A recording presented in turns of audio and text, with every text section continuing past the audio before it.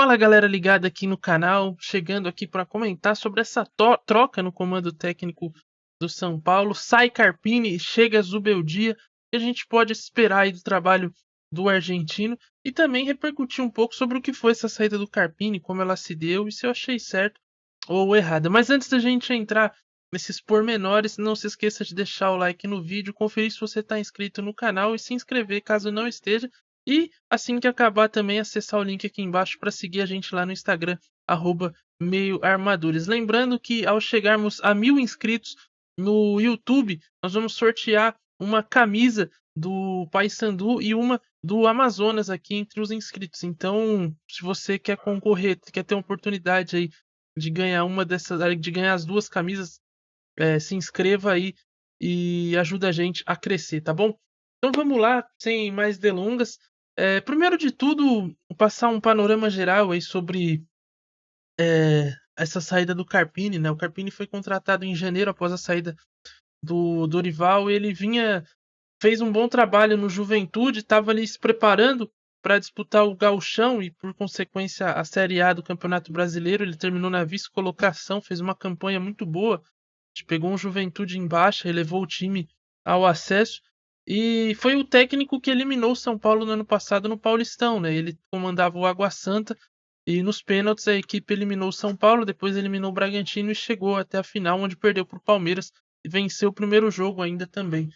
Então era um técnico que chegava cercado de muitas expectativas, é um técnico jovem que parece ser promissor, e digo parece porque acho que esse trabalho no São Paulo tem muitas questões que vão além do trabalho do Carpini. A saída do Dorival foi tumultuada porque não só o Dorival saiu, e com o elenco que ele montou, né, ele, Dorival, como ele também levou alguns membros da comissão técnica, de setor de análise de desempenho. Por muito pouco não levou também o Rui Costa, que é o diretor de futebol, um dos diretores de futebol.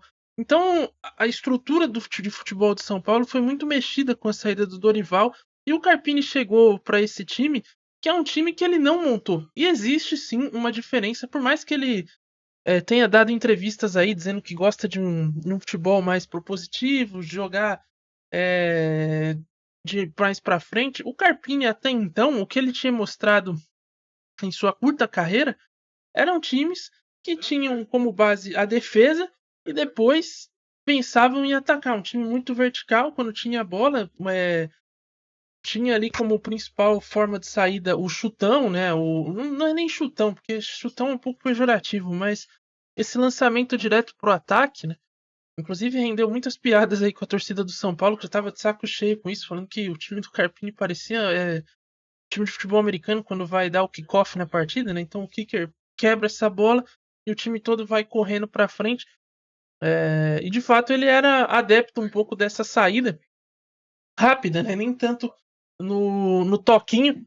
E era um cara muito vertical. Acabou que nada disso a gente pôde ver no trabalho dele, porque alguns fatores aí entrarão em cena. Um que eu já falei é a não montagem do elenco. Quer dizer, não é a não montagem do elenco, mas ele não montou esse elenco, né? O elenco é bom em si, mas não sei se são as peças que ele mais gostaria de ter para fazer o estilo de jogo que ele gosta. E eu tenho a sensação que no começo ele até tentou se adaptar ao que o Dorival fazia, mas depois da Supercopa, principalmente, foi quando ele começou a implementar mais as ideias. Parece que ele falou: não, agora a partir de agora vai ser o meu trabalho.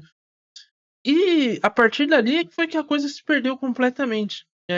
O meio-campo do São Paulo caiu completamente de produção. Pablo Maia e Alisson, que foram talvez o pilar desse time do Dorival, principalmente o Pablo Maia, caiu muito de produção. Os dois, nas últimas partidas, ficam perdidos em campo, correm de um lado para o outro, não conseguem ter a mesma dinâmica.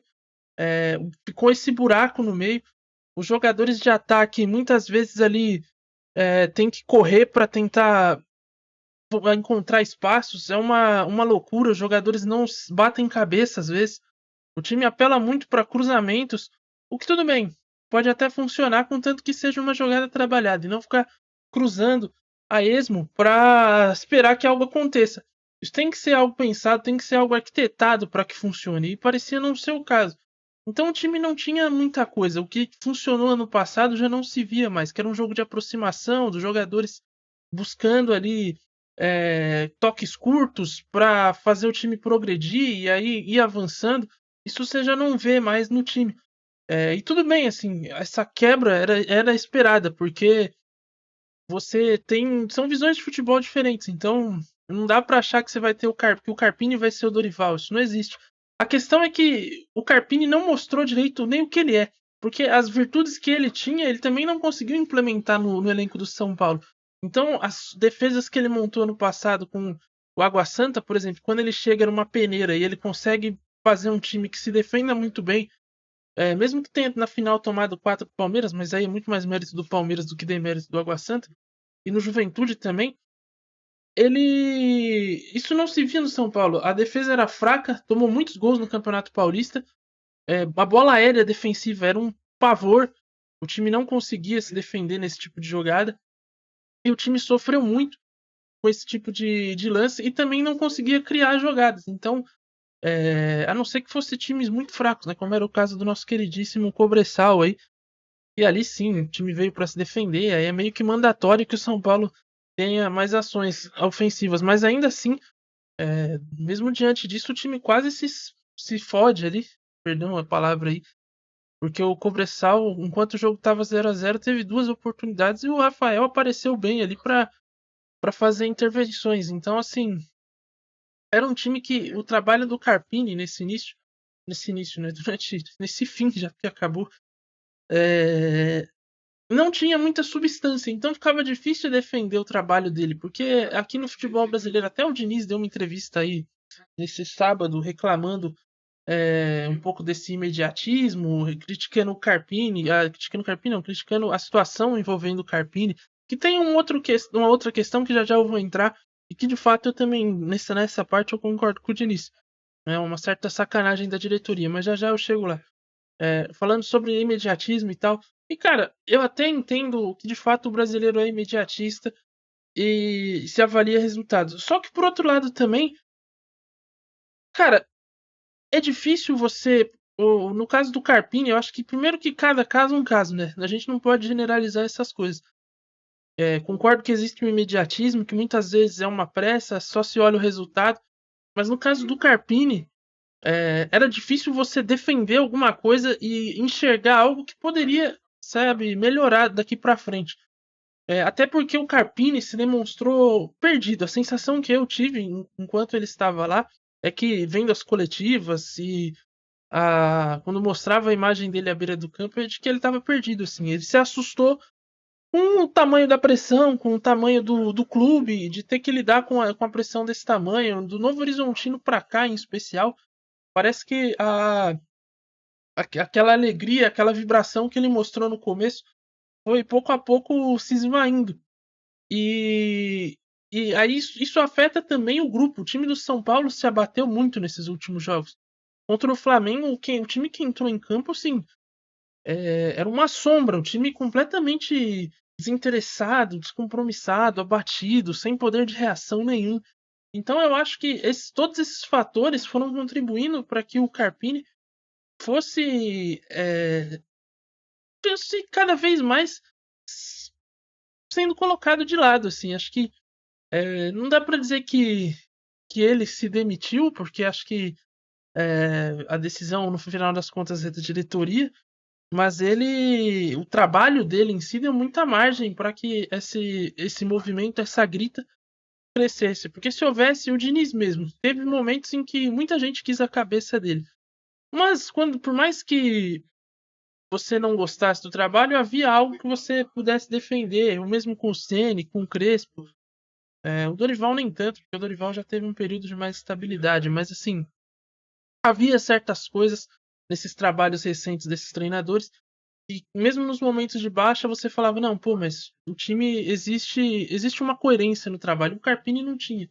Então ficou difícil, chegou num ponto que, ao meu ver, é insustentável e o São Paulo tem que pensar na temporada, tem que pensar, assim, de uma certa maneira nos resultados, porque no final das contas é o que paga as contas e é o que faz os treinadores, inclusive, levarem o o pão para casa deles. Porque se o time não ganha, com todo respeito aí aos treinadores que pedem tempo de trabalho, eu acho que tem que ter, mas você tem que mostrar alguma coisa, porque se não tiver resultado, o time não vai para frente, aí fica difícil que o time se sustente dessa forma, porque é assim no esporte, não é se você não é uma competição de, sei lá, de dança ou de qualquer outra coisa, não é um espetáculo teatral que pô, você vai lá para ter sensações. É importante ter sensações, eu gosto de que o meu time joga bem, claro, mas o que no final das contas interessa é o resultado. Então, assim, infelizmente ou felizmente, a vida é assim. Então, chegou num ponto que, ao meu ver, você não tinha nem as sensações do Thiago Carpini, o time não jogava bem e muito menos os resultados. Então, e não se viu uma perspectiva de melhora em nenhum dos sentidos. Então, acho que chegou num ponto em que realmente a saída, a única alternativa era a saída do Carpini.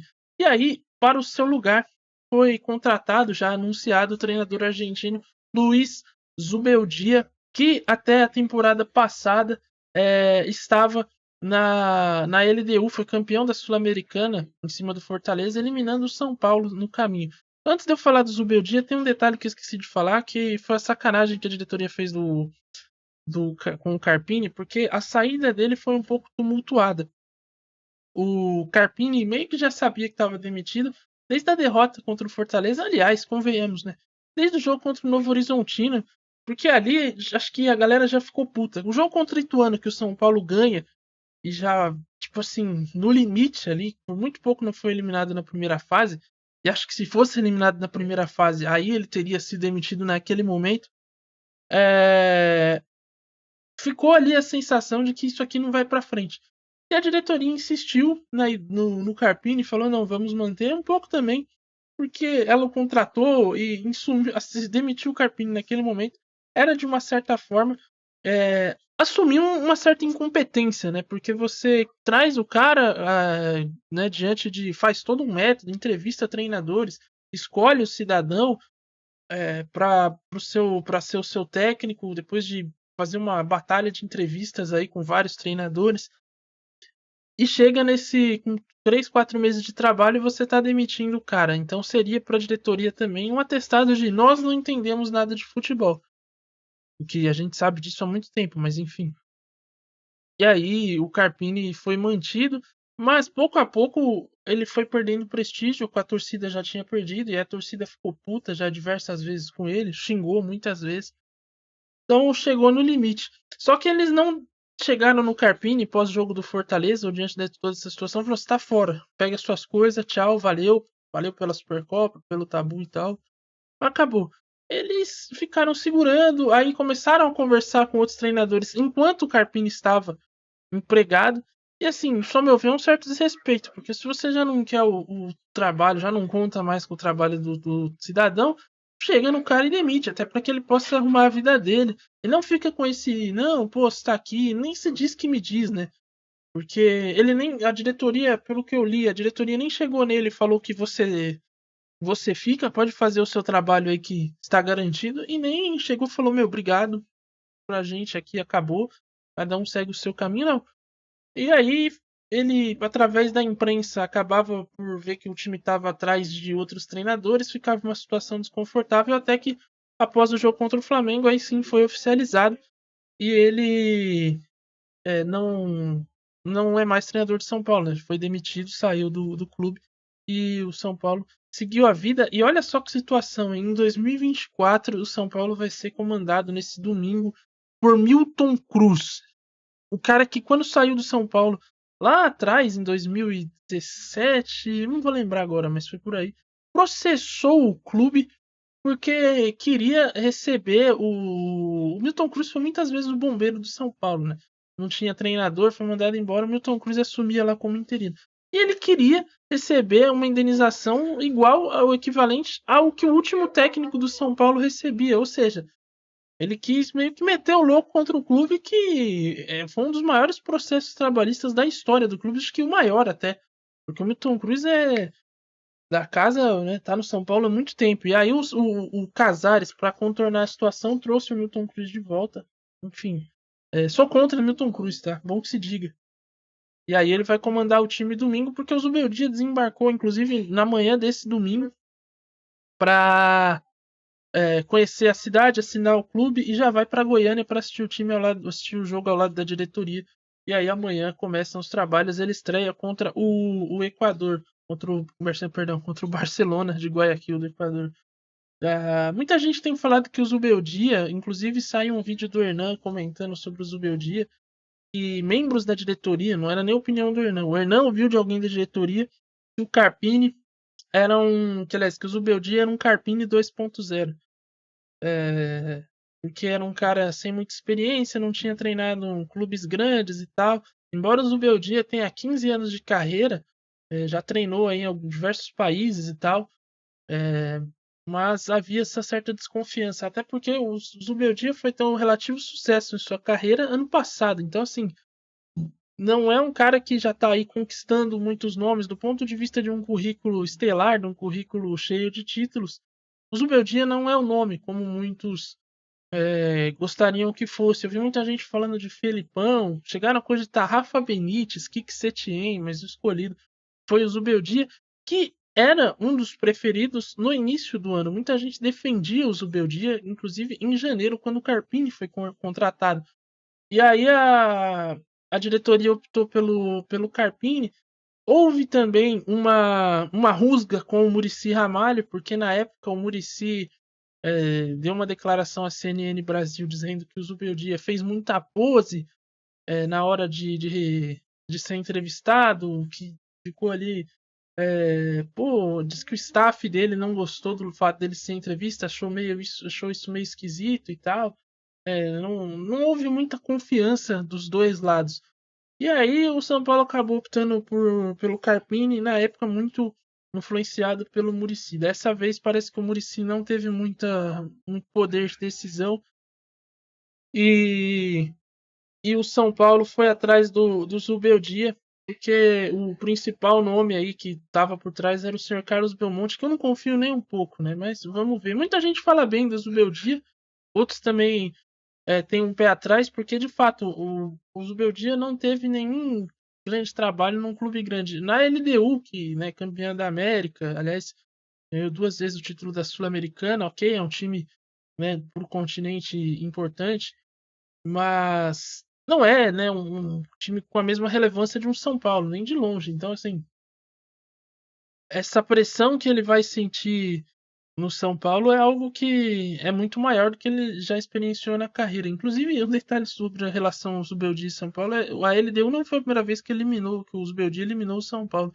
Em 2020, ele era treinador do Lanús, que eliminou o São Paulo no Morumbi, na Sul-Americana. Na época era o São Paulo do Diniz. E ele eliminou 2 vezes o São Paulo no Morumbi, então, aliás, 2 vezes, né? Porque na LDU também foi no Morumbi. Agora que ele possa eliminar os outros no Morumbi, né? Essa é a expectativa aí.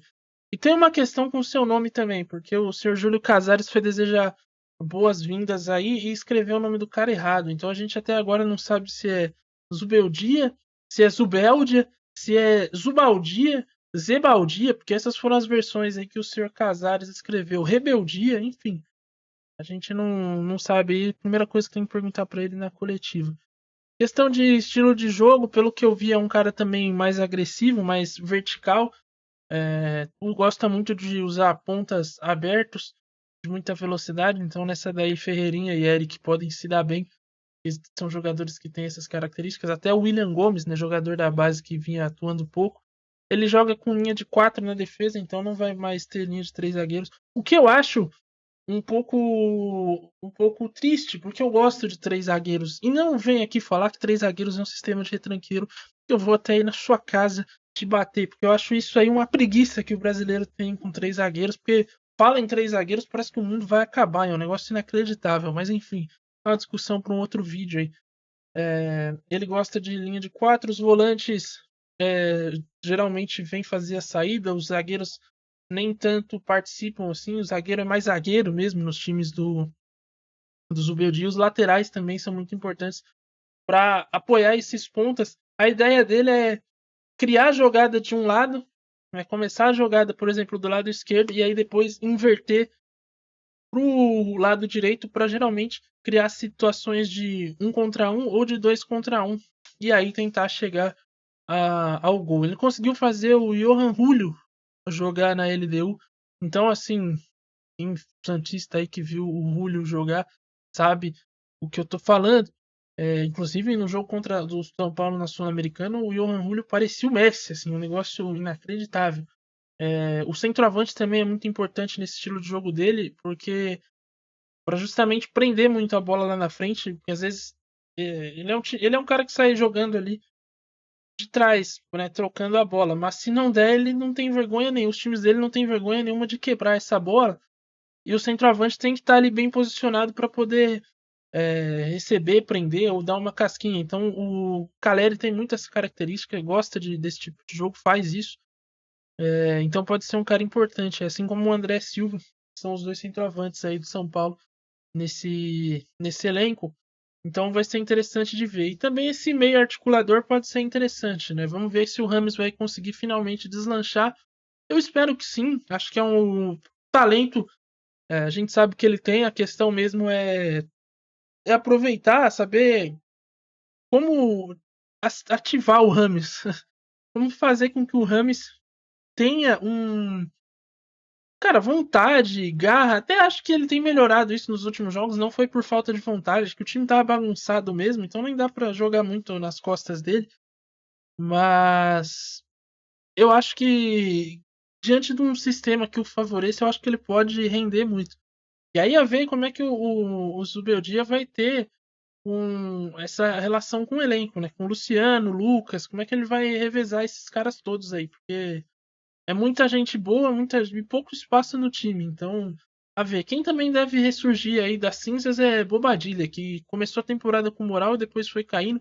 Aliás, teve muita gente que começou a temporada com moral e depois foi caindo no time do Carpini. Por isso que eu acho que ele foi se perdendo. Ele ficou muito restrito a um grupo de jogadores. Acho que isso é síndrome de treinador que não sempre treinou time pequeno na vida, né? Como você tem elenco limitado, você se restringe a 11 caras ali são os que geralmente sabem jogar bola. Mas num elenco bom, que você tem 12, 13, 15 caras que sabem jogar bola, você tem que saber dosar. Então eu acho que ele não soube fazer isso também. Espero que com o Zubeldia essa rodagem possa ser mais bem feita, até porque o São Paulo vai ter muitas competições, vai começar a Copa do Brasil aí também, né? A Libertadores e o Brasileirão já estão torando.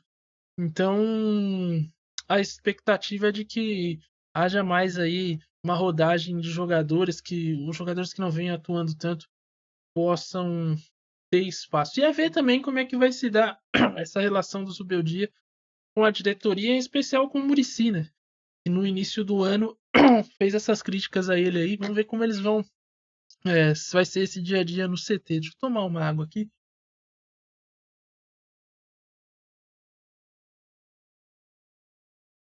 Eu não vou cortar isso, não. Hidratação faz parte da vida humana. Você não quer me ver tomando água, avança o vídeo aí.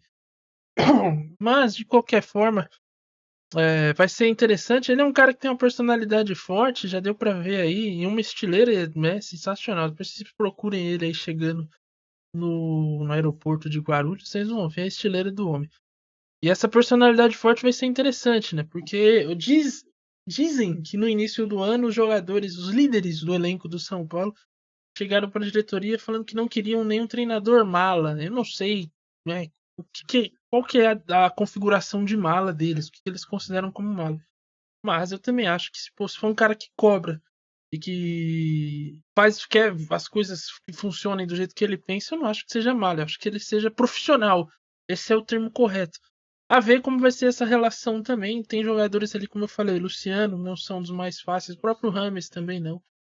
Eu acho que é interessante que ele tenha essas lideranças junto com ele, assim, que os caras comprem a ideia dele, principalmente Rafinha, Lucas, que são os caras mais grandões ali dentro, Caleri também. Enfim, a ver como vai ser aí o São Paulo de Zubeldia, que estreia na próxima quarta-feira diante do Barcelona. Aliás, quinta-feira é o jogo, diante do Barcelona de Guayaquil. Esperança de um grande jogo, expectativa de que dê tudo certo. De que ele possa emplacar um trabalho positivo e que o São Paulo possa ter de fato um bom ano, como se preparou para ter, né? Tem um bom elenco E a torcida ainda está com muita esperança de que as coisas aconteçam em 2024. Bom, é isso. Espero que você tenha gostado do vídeo. Voltamos aí no meio da semana com mais conteúdos aqui no canal. Final de semana vai ter Série B também. Tem o jogo do CRB contra o Amazonas. E nós vamos fazer aí no sábado, a partir das 16h15, com o nosso pré-jogo. No mais, tem shorts no meio da semana, vídeos, enfim.